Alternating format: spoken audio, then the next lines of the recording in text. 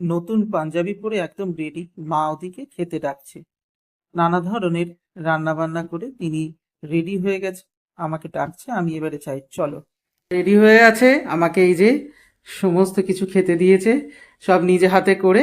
এখন মনে হয় দইয়ের ফোঁটা দিয়ে আশীর্বাদ দেবে। এটা তোমাদের সাথে শেয়ার করে নিই। আমি তো বসে পড়েছি চেয়ারে খেতে। এই যে মা দইয়ের ফোঁটা দিয়ে আমাকে আশীর্বাদ দিল।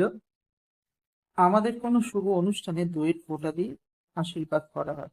এরপর রয়েছে গিফট, মা এই গিফটটা দিল আমাকে।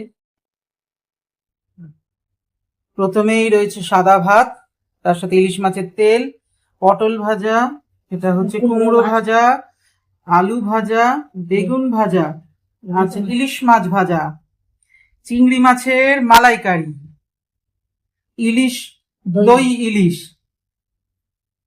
চিকেন কষা, তার সাথে রয়েছে দই মিষ্টি, দই আর মিষ্টি এবং ক্যাডবেরি। এইটা কিন্তু দিয়েছে ইন্দ্রাণীদি। ইন্দ্রাণীদি আবার কেকও পাঠিয়েছে আমার জন্য জন্মদিনে।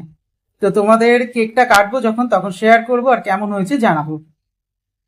আগে জল খেয়ে নিই। কি দিয়ে খাবো? একটু ভাত, ইলিশ মাছের তেল, ভাত, আর একটুখানি কি নেব, কুমড়ো ভাজা নিলাম।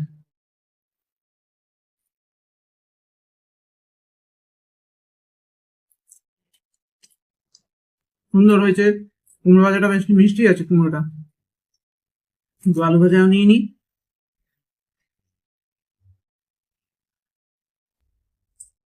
মা যে গিফটটা দিয়েছে তোমাদের সাথে একটু শেয়ার করে নিচ্ছি। দুটো স্যান্ডো গেঞ্জি এবং দুটো হচ্ছে বারমুডা। আমাকে কেউ ভালোবেসে কিছু দিলে ভীষণ আনন্দ হয়। আর মা তো প্রতি বছর জন্মদিন এবং পয়লা বৈশাখে এই গিফটটা বাঁধা ধরা।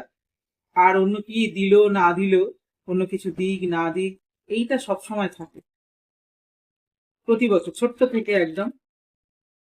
আর প্রতি বছর নতুন পরে বসতে হয়। এবারে আর নতুন পরিনি, যেহেতু পাঞ্জাবিটা নতুন পরেছি সেই জন্য।